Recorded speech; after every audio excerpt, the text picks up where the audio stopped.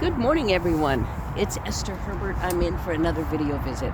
It is a cold morning here in Southern Ontario, and I wanted to pop by and talk to you today about something I think is quite fascinating.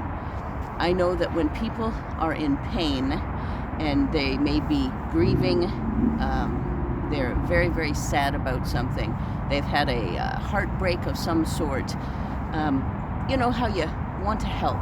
And sometimes you don't know if anything you've done has helped. Well, my best friend went through a loss right around Christmas time, and she lost her dad. So at the funeral, she was so surprised to see people that she hadn't seen in 30 years.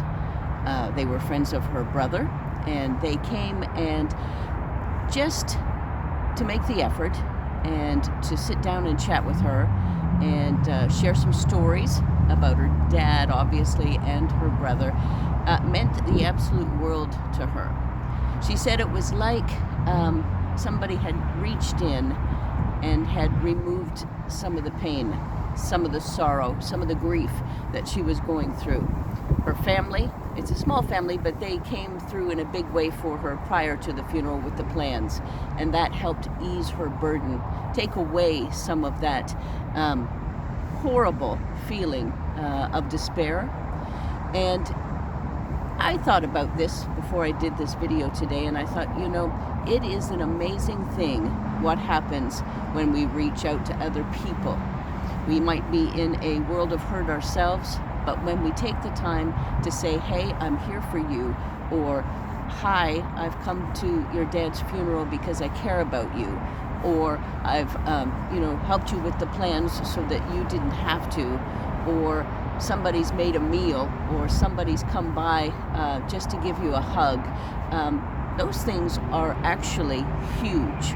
Now, we may not know it at the time, but when I heard my best friend Anna talking about this, I thought, you know, everybody can do something like that.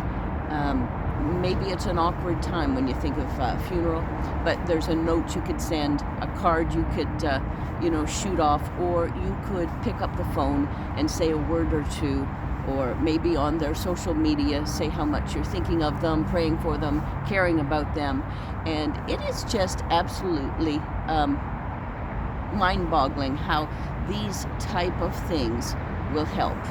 Now, no one likes to be in pain, but if you can lift somebody's pain even for a moment, or you can extricate some of that horrible grieving that is so painful just for a moment, and you've done that. Now, I will tell you something. I know it's not your motive in doing those kind things, but it will come around and bless you as well. That's the way it works, and that's what I find to be most mind-boggling, because you do something nice and you feel good about it and so forth, and then the next thing you know, somebody comes along and does something nice for you. That's the good karma that is a wonderful thing. So if you're out and about in the world today and you know that somebody is hurting, you know that somebody's commemorating an anniversary of a loved one passing.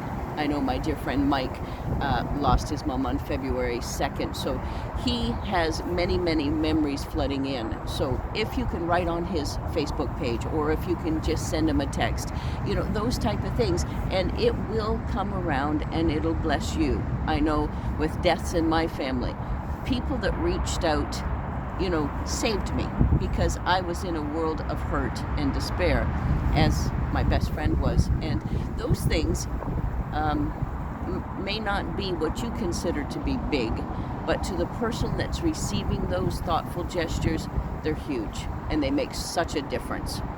And it'll give your mental health a boost when you think of other people. So I'm just popping by today to say you are important. Your mental health is important. I'm so glad you came by. I would love if you subscribe to my YouTube channel, and hope you have a great week. God bless, and remember, reach out to someone today. Okay, take care. Bye-bye.